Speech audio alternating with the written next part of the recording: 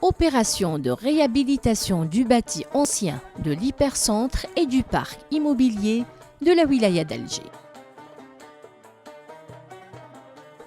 Dans le cadre de la mise en œuvre du plan stratégique de la capitale, la wilaya d'Alger a initié une étude de diagnostic technique et socio-économique sur le patrimoine immobilier.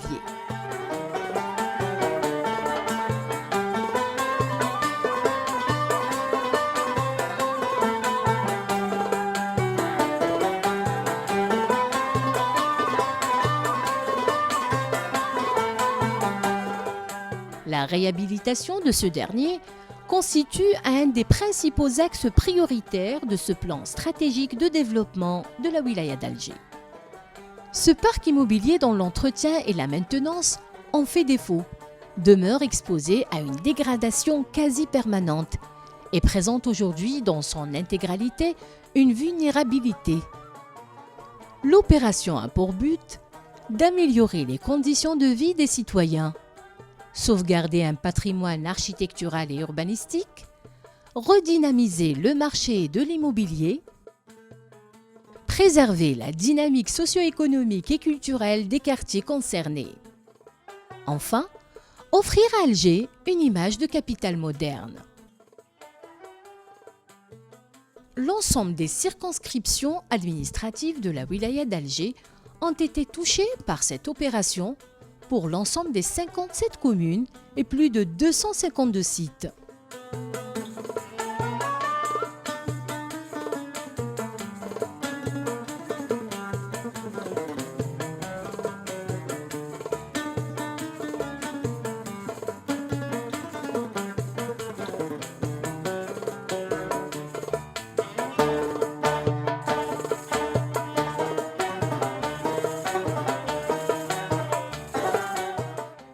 Consistance du programme.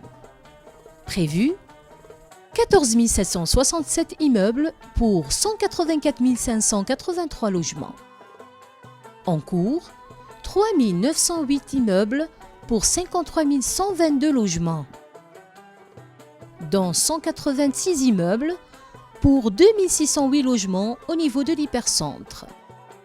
1622 immeubles dont les travaux sont achevés, soit 22 592 logements. L'intervention touche les parties communes des immeubles. Façade, terrasse, toiture, cage d'escalier, ascenseur, installation de paraboles collectives, etc.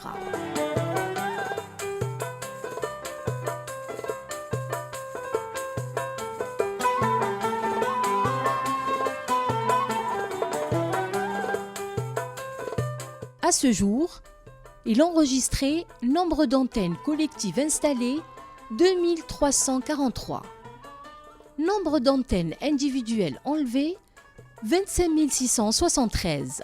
Nombre de climatiseurs déplacés 2724. Nombre d'ascenseurs non fonctionnels recensés 780. Nombre d'ascenseurs en cours de rénovation 220. Nombre d'ascenseurs rénovés 35. Nombre de syndics installés 500.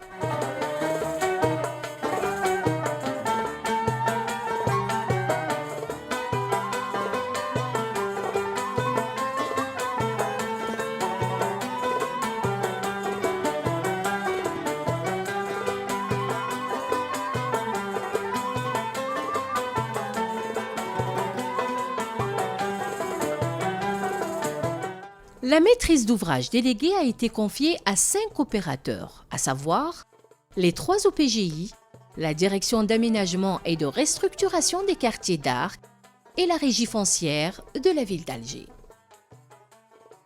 Ces opérations ont été confiées en travaux à 83 bureaux d'études et 314 entreprises.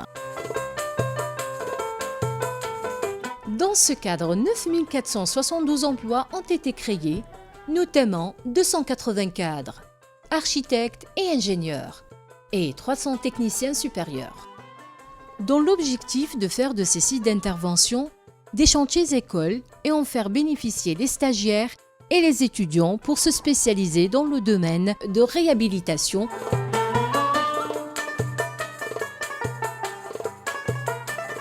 À ce titre, 26 techniciens supérieurs TS de l'ISFP de Cuba poursuivent une formation.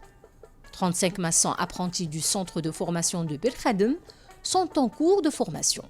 10 architectes de l'école polytechnique d'architecture de l'urbanisme d'El Harrach, EPO, se spécialisent dans l'option réhabilitation. Pour assurer une assistance technique de haut niveau, il était fait appel à des enseignants de l'USTHB de Bebzouar et de l'EPO par le biais de conventions cadres avec ces deux universités. Financement. L'estimation des travaux s'élève à 35 milliards de dinars.